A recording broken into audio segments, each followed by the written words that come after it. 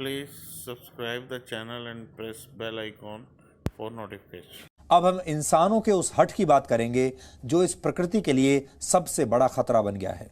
इंसान इतने जिद्दी हो चुके हैं कि वो लाख मना करने पर भी प्रदूषण फैलाने से बाज नहीं आते और इसी का नतीजा ये हुआ कि अब ये प्रदूषण ऐसी जगह तक पहुंच गया है जिसकी आप शायद कल्पना भी नहीं कर सकते।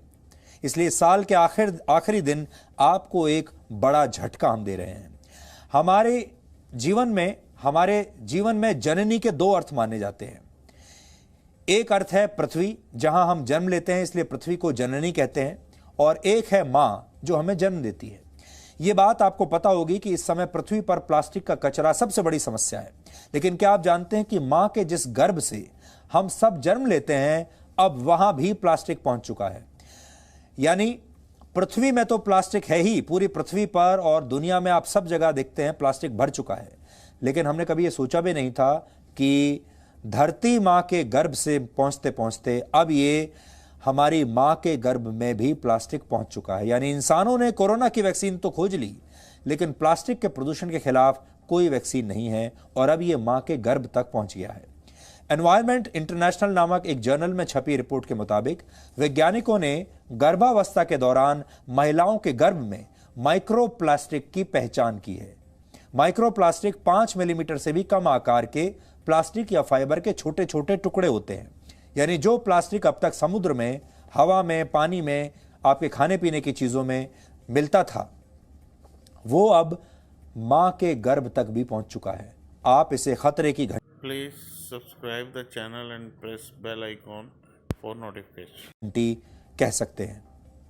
इस रिसर्च में कुल 6 महिलाओं को शामिल किया गया था। इनमें से 4 महिलाओं की गर्भनाल में नीले, लाल और गुलाबी रंग के प्लास्टिक के कण मिले। गर्भनाल महिलाओं के शरीर के वो अंग होते हैं जिससे गर्भावस्था के दौरान बच्चे को ऑक्सीजन और जरूरी पोषण मिलता है। वैज्ञानिकों का मानना है कि पेंट्स, कॉस्मेटिक्स और पर्सनल केयर प्रोडक्ट्स के जरिए प्लास्टिक के ये कण महिलाओं की गर्भनाल तक पहुंचे हैं।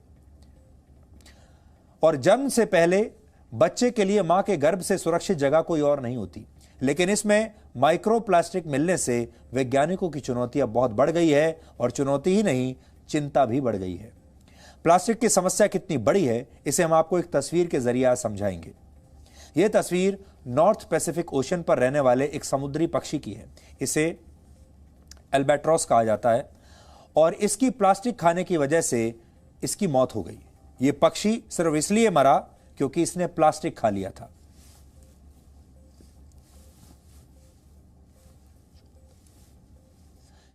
बाद जब अमेरिका से कुछ लोग वहां एक फिल्म की शूटिंग करने के लिए पहुंचे तो उन्होंने यह तस्वीर खींची।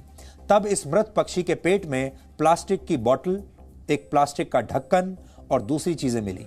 आप इस तस्वीर को ध्यान से देखेंगे तो आप प्लास्टिक के खतरे को सही मायनों में समझ पाएंगे।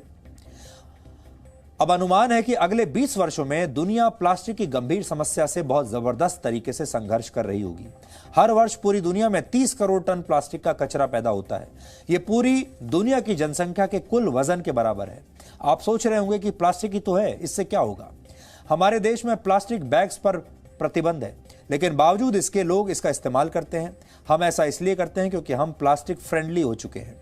एनवायरमेंटल साइंस की एक रिसर्च में बताया गया कि एक इंसान के शरीर में पूरे साल में 39,000 से 52,000 प्लास्टिक के कण प्रवेश करते हैं और सांस लेते हुए 74,000 प्लास्टिक के कण आपके शरीर में जाते हैं। यानी आज समुद्र, हवा, पानी और यहां तक कि हमारे शरीर में भी प्लास्टिक की मिलावट हो चुकी है।